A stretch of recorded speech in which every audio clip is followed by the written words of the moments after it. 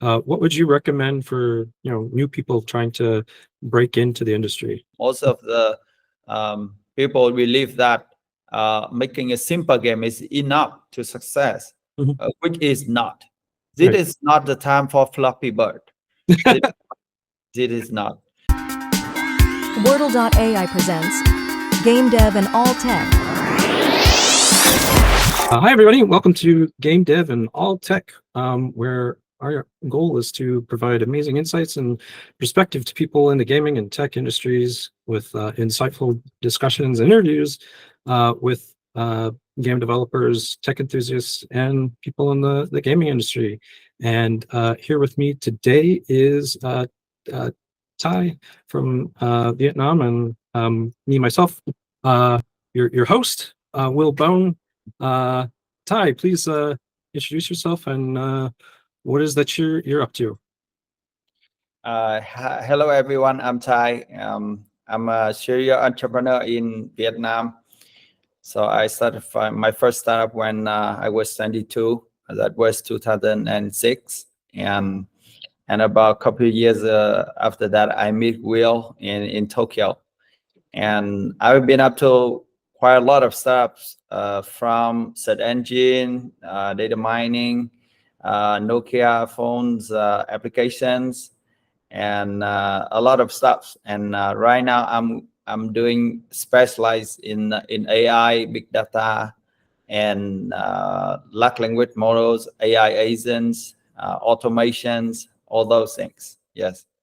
Awesome. And then I think walk us through, like, you with your first startup until what you're doing now. What are the different things that you've kind of done up until now? So I've been to a lot of industries from search engines.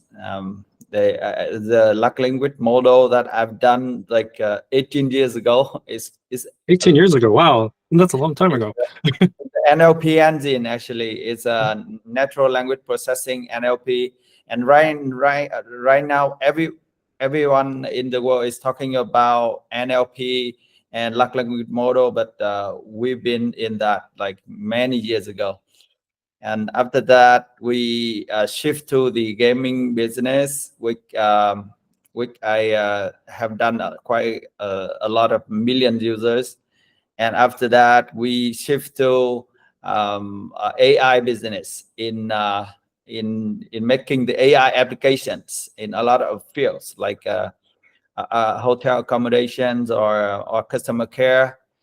And then I shift to insurance industry. And right now, I'm actually up to the F&B technology, which is apply AI too.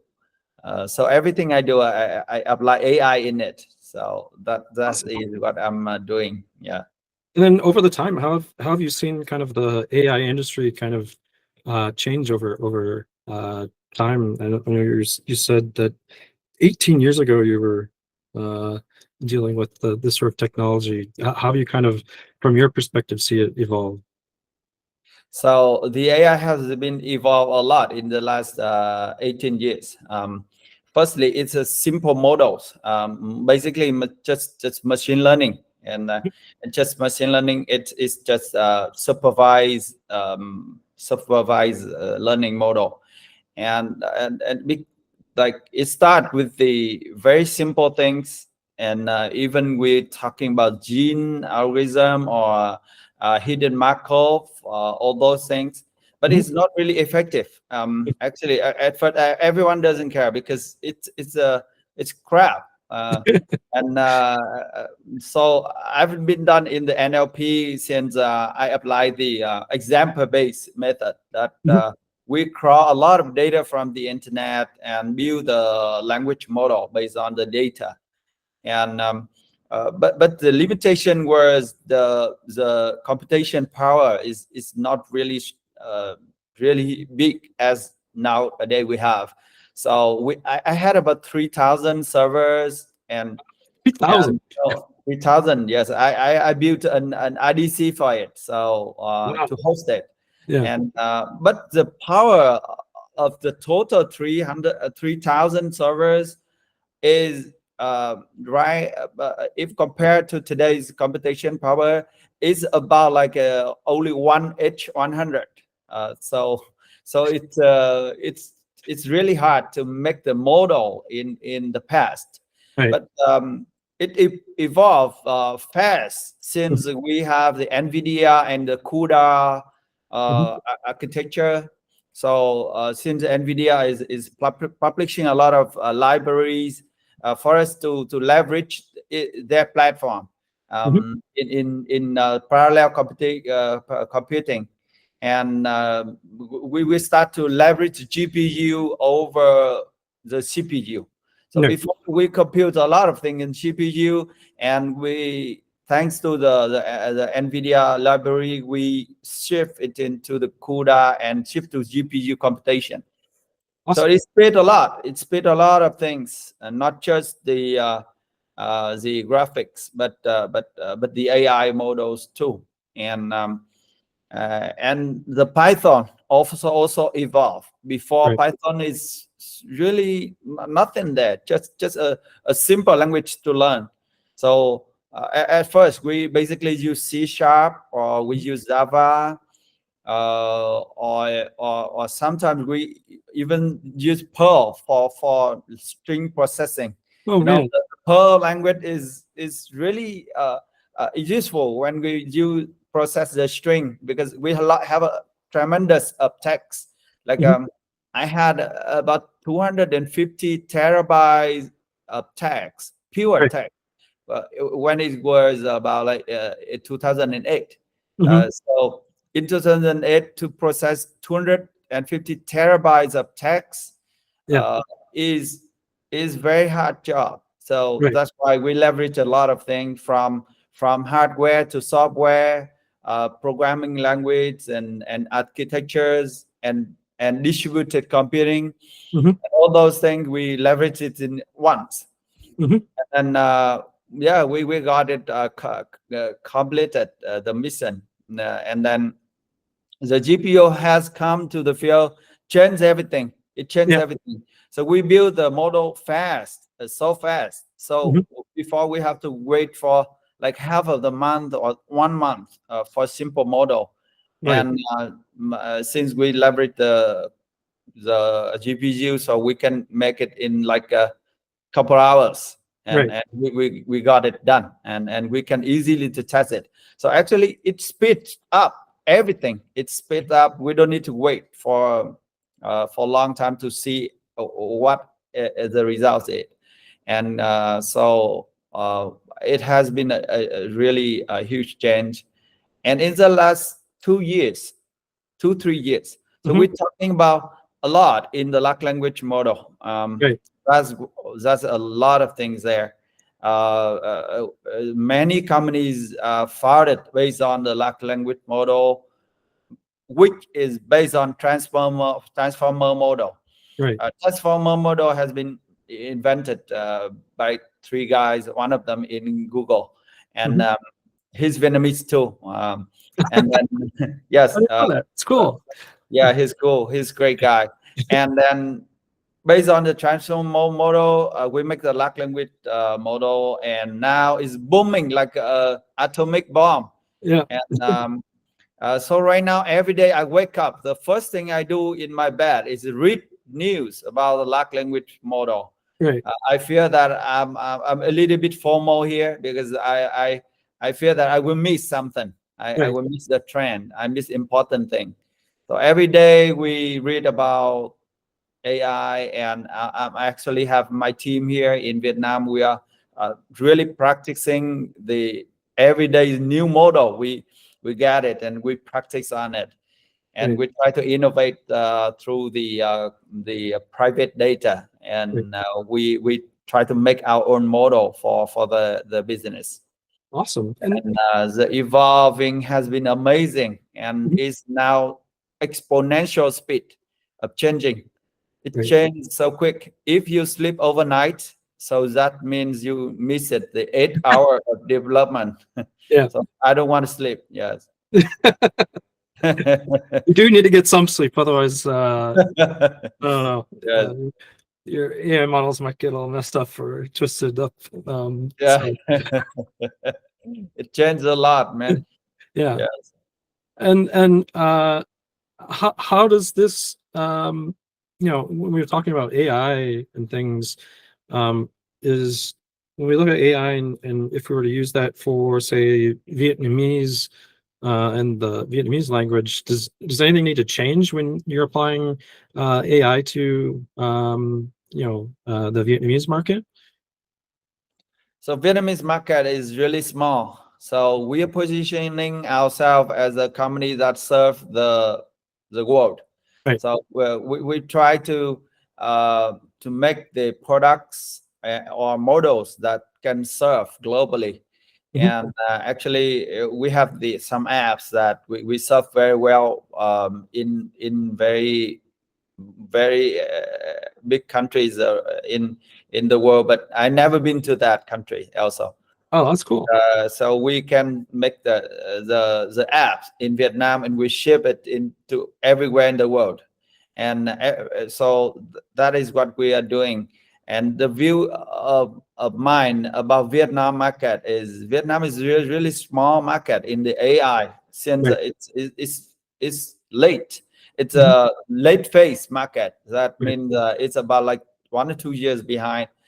Mm. We fast make AI maker, but Vietnamese businessman and the market is it's a slow consumption. Right. Actually, it's a slow consum, and so the business owner, which is our clients, they have to shift their mindset first. They have Right. to learn about what is that and what is the effective of the AI, and or sometimes they fear of the AI also.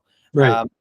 As I go and sell my AI business and product, so I know that many owners of the business, they fear that the AI can have a bad effect in their business also. Okay. That's interesting. So that's what I know, that Vietnam is a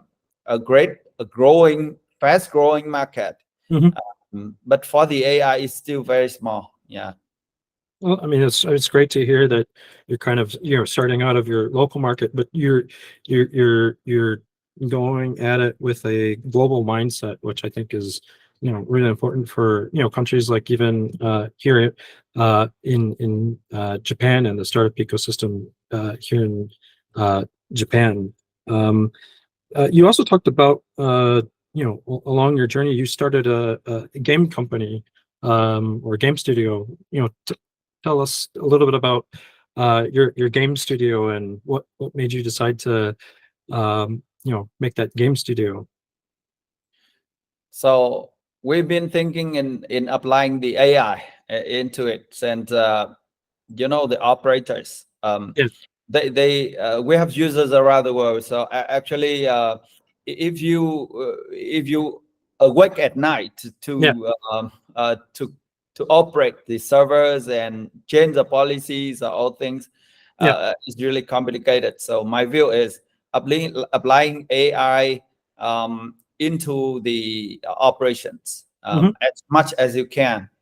Since I think the outcome is, let's say, like the outcome that you choose is the number of users, Right. and then you have a lot of variables, and you do a lot of changing in design, changing in making the ad campaign and all those things, and it has a result.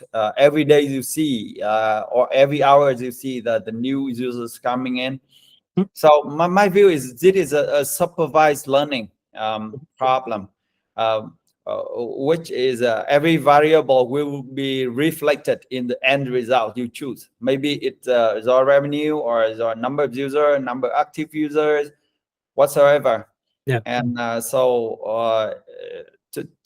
nowadays, like we can make the game studio that leveraging the AI the most. Yes. Oh, wow, cool. And Yeah. so then if you were to use if you're to deploy that AI technology, then whereabouts would you then try to get those games out and discovered by users? What would be your strategy behind that? Right now there's millions of games over there, and they're competing. And actually, the way you make the growth is really important. And there's a lot of strategies you applied. But summary, there's two separate things. Is one is internal strategy and the external. And in the external, it's the ads. You drive users by the ads mostly, actually. But how do you spend the ads the most effective? And where is your market also? So you make one game and you cannot believe that it will be success in Brazil or Ecuador, and that blows your mind in some day. Like that's an app of mine. It has a $1 million, and actually most of users in Brazil. I don't know why. So it's AI decided things, and so one thing you can understand about the AI is you will not understand its decision actually, because it based on the data. It based on the data, and it will make its own decision. Once you let it go, you publish it. So it's firstly will be wrong. Like the AI firstly will drive you somewhere that you don't want. But just be patient. Patient about 2 months. It will be correct into the right way, because you set a goal for it already. So you have to be quite patient in that 2 months. And also Google and Facebook or TikTok or whatever ads platform, they also have the internal AI that they help to distribute to the right audience also. And the otherwise is the internal part, which you can where you are the owner, so you change it. So you may implement the viral campaign. You may implement the bonus campaign, and you have to have about like 20 of them, 20 of methods that will you will think that it will drive you into the goal they want. Maybe the income, or maybe the impact, maybe the retention, whatever. And then after that, you will see the signals, and you in the 2 months you collect a lot of signals, and you see, oh, this is the internal part and external part. They will calibrate with each other, and that's how you grow. And it costs you less. I think so. That's what I say. Yeah.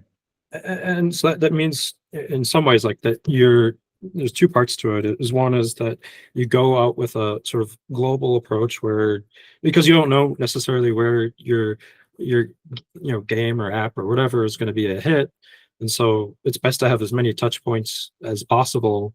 And then that also lets the different AI that either you have internally or externally to its job, and then internally you're also actually doing operations on the game, and A/B testing on the game to try and improve and reach the goals for the game, and running the game as a business, correct? Yes. Right now it's great that we have the large language model here, because you can generate new ideas easier, and you have the multimodal large language model. Means you can generate auto content, video, images, whatsoever, and you generate, and you easily to publish it and see the signal for the campaigns that you do, and that can be automated. That can be generated, and while you sleep, because it will be as the agent will do that for you, and then it will get a signal, and you will have your own AI to extract the features from the data, from the raw data, and Right. then input those features into the large language model, and it will act like an operator.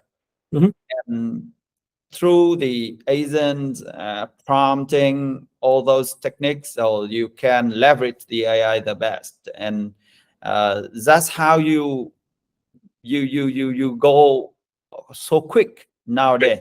Since A/B testing, but there are many A/B there. You can do like many A/B. Right. That's what you can think of. Yes. So there's a lot more scale that you can get. And then on that front, like in order to run all these tests and to keep doing the iterations, what sort of platforms do you think are the best for, releasing the games that you can actually do these sort of rapid iterations upon? So actually, to reduce the risk of investment, one of the idea I'm thinking of is to simulate the users. So Oh, you cool. create 10 millions of users, Yeah. and you simulate their activities and simulate the audience and all that. And that is one of the idea that can help in reducing the cost when you really publish the campaign. And so I think you can think of the leveraging the AI to make the audience simulation, Oh, wow. and which is contribute a lot into your marketing preparing. Yes. Right. And, Yep. and then, I mean, would you release those games on, like Steam or native mobile like Google Play and the App Store, or web? What sort of technologies or platforms do you think are best for these sort of techniques? So nowadays, lots of kids playing in the streaming game. Okay. Streaming game, yes. So my son is actually playing games in just online. He never want to install anything. Okay.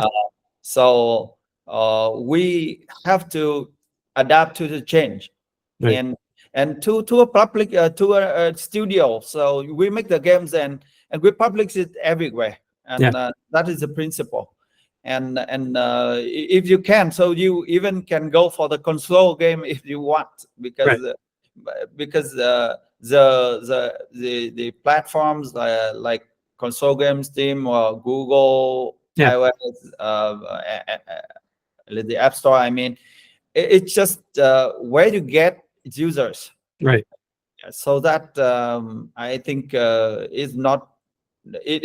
We have to adapt to them to leverage the best from them. Right. The point. Yes. But it sounds like you're saying that in some ways, like web technology and offering games where you don't actually have to have a install seems to be like the way to go, especially for younger people. Just wondering, like, if you have any thoughts or insights as to why that's a preference for some people over, installing a game like we used to back in the day. So we have HTML5. We have a lot of weapons nowadays, and now we have the WebAssembly. The WebAssembly, which is really great tool. And when you leverage that, so you can leverage the best from the GPU or other hardware accelerators. So you deliver the best experience, even from the web browser. So game from web browsers has been rise in the last 10 years. 10 years or more. Like Right. because you can play even almost every office game in the web browsers. Mhm.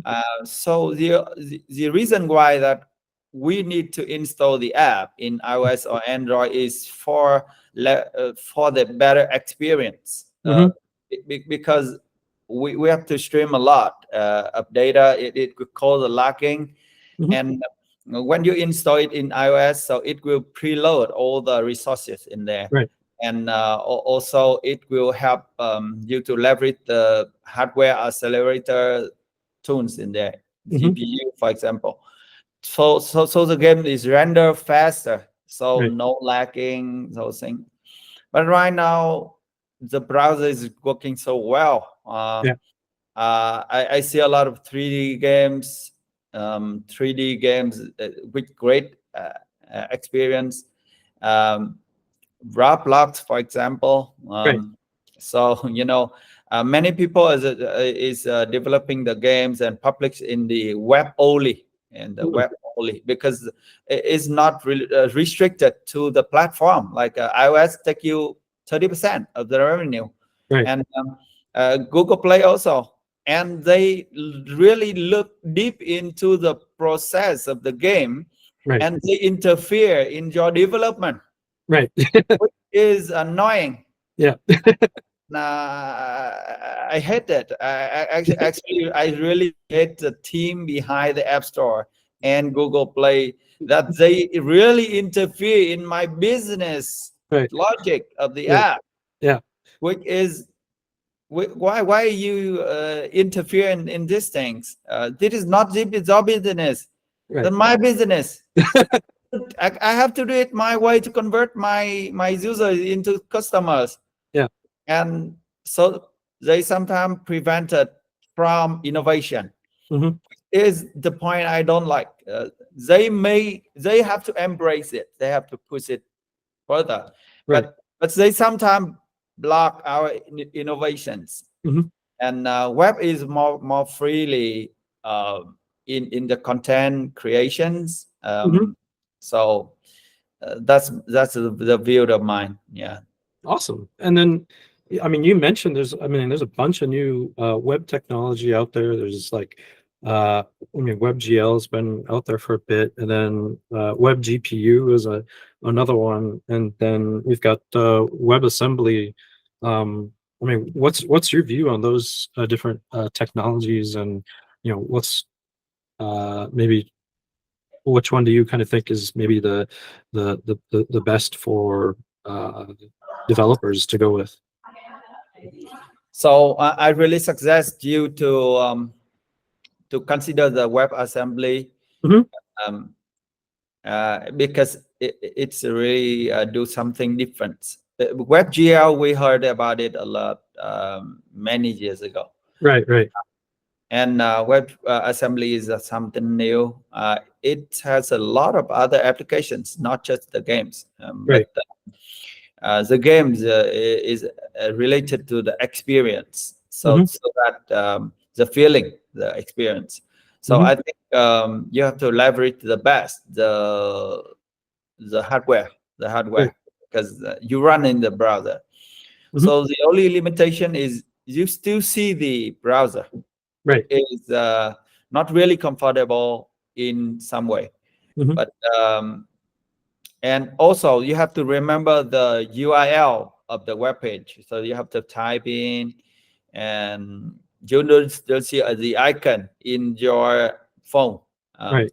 Which can be done by few steps of adding shortcut into it.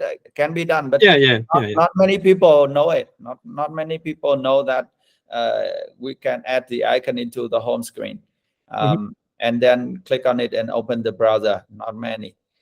And also the browser is still have some limitation in the phone, Mhm. which is accumulated for like 95% in a day Mhm. for normal person, or Mhm. maybe 100. Like many people doesn't have even doesn't have the laptop.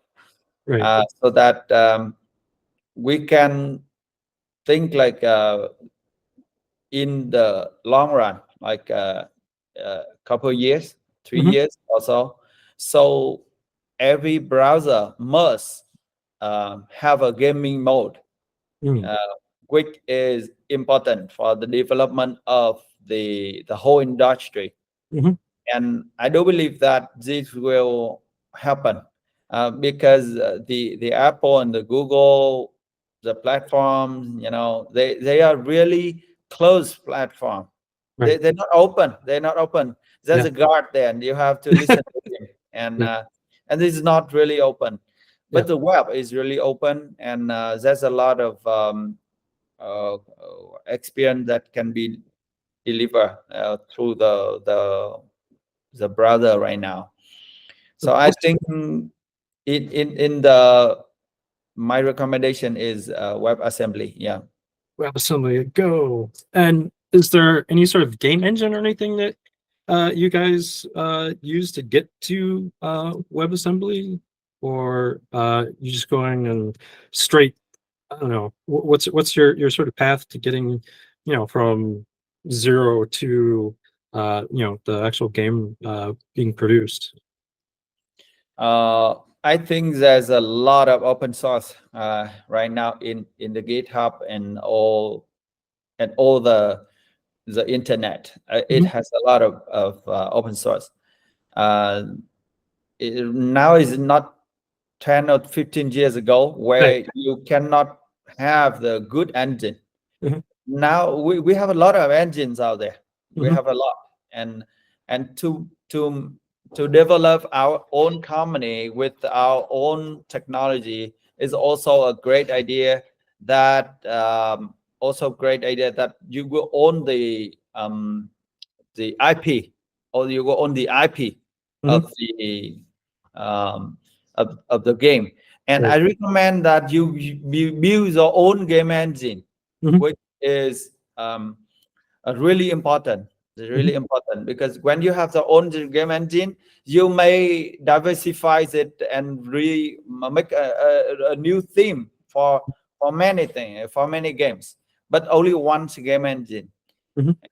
So I think developing the own game engine based on an open source is what I recommend. Awesome. And then for new people trying to start their careers in gaming and AI and tech, what would you recommend for new people trying to break into the industry? So right now everyone can have an assistant to code. You Mhm. know, to code right now is not the hardest job. Mhm. Since you have the AI tool, you have the AI agent, you have the AI coding environment, IDE, lots of things. Mhm. So I recommend that you have to learn. Eventually, you have to learn to know the languages, to Mhm. know the platforms.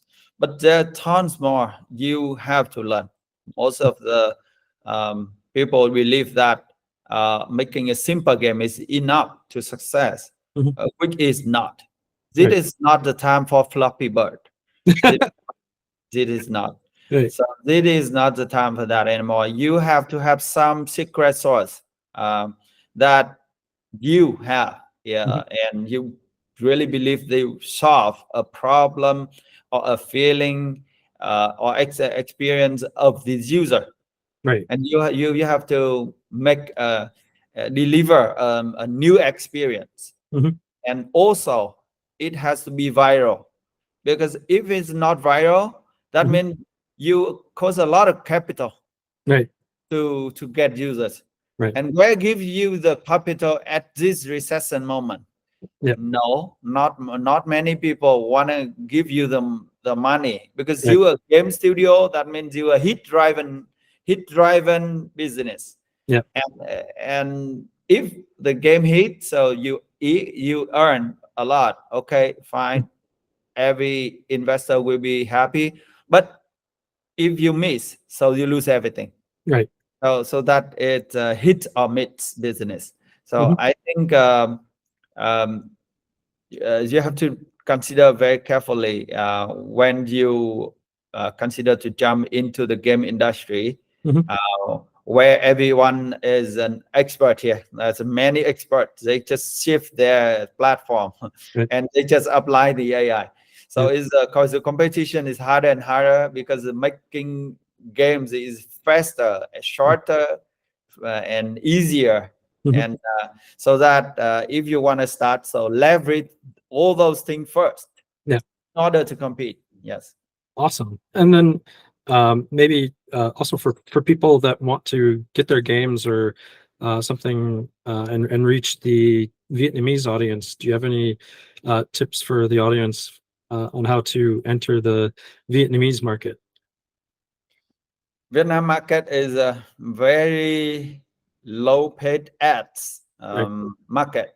Mhm. You can look at the Google or Facebook CPM price table, Yeah. which is really low. Yeah. So when you create a great game and you think that you can earn the ads over here and live on that, so think it again. And here, if you can want to enter here, so you have to get money from subscriptions, Mhm. or you get money from the in-app purchase, Mhm. or if you want to enter the offline market, you have to cooperate with the internet cafe, Right. which has couple 100,000 internet cafe Oh over man. Vietnam. Yeah. And you can cooperate with them, and then you sell your credits through them, Right. and you can leverage the local payment system, Mhm. and that's how you get the money. Mhm. Yeah, they get the revenue. I mean, Awesome. if you never target the ads here, Okay. ads here is really cheap, so don't. Yes. Don't try and make money on ads in Vietnam. You heard it Yes. here first.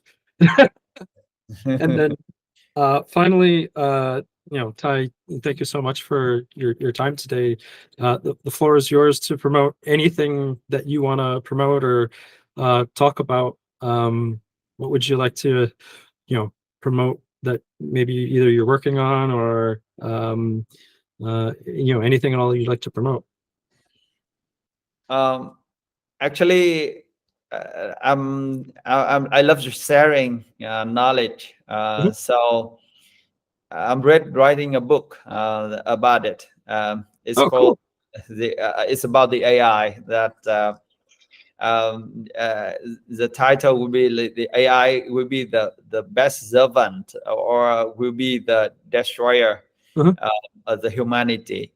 Right. And so I love sharing knowledge with the people, and I think I read a lot. So I think nowadays one person cannot have enough time to read about the new trends anymore. Whatever on the newspaper is a very tip of iceberg. Mhm. It's really small, uh, and so we need the sharing. Mhm. So that's why I go to listen to other experts, and I also want to pay it back by sharing to the people too. So my company is 18 years ago. I set up the Nascorp. Mhm. Is a company focused on the big data and AI, and we are now delivering the best solution for digital transformation, and we are helping people to improve their productivity and also cut the cost. So I'm happy to help people to grow the company by applying the digital strategy. Yes. Awesome. So, if you want to talk to Tai about these things, where can they find out and reach out to you? Um, How can they reach out to you to, yes. So sorry, I'm so the internet was interrupt. I can be contacted in my website uh nelscope.com, Okay. or or text me in WhatsApp. Okay. Yes. Cool. And the Nice Corp is spelled NAIS. NAISTORP. There you go. Awesome. Yes. All right. And also this program is brought to you by WORTAL, which is the game development distribution platform, allowing game developers to distribute their games all across the world, all in one SDK. Thank you so much for your time today, Tai. And thanks everybody for listening. Thank you so much.